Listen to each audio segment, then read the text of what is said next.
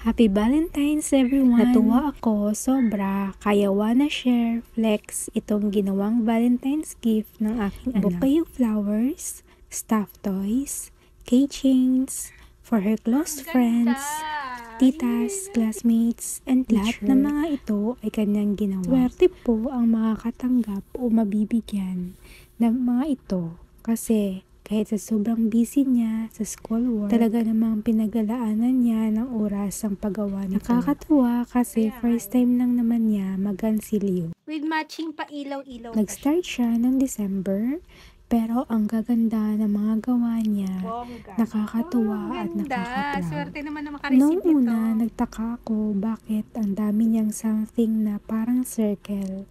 Hindi ko naman naisip na ito ay mga flowers or for Valentine's gift niya. Ayaw lang niyang i-video, baka daw kasi i-upload ko kaagad, makikita daw ng pagbibigyan niya. Ang gaganda ng bouquet of flowers, meron pa siyang pailaw effect na nilagay. Habang na-shoot namin itong video kagabi, Feb 13, ayaw pa niyang ibigay yung para sa akin. Surprise daw.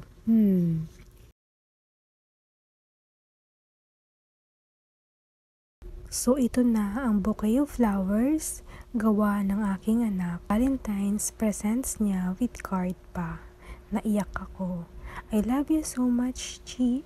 At syempre, meron din ang daddy niya. So cute. Tanjiro, Demon Slayer. Tuwang-tuwa naman ang daddy niya. Thank you for watching and don't forget to click the subscribe button for more videos.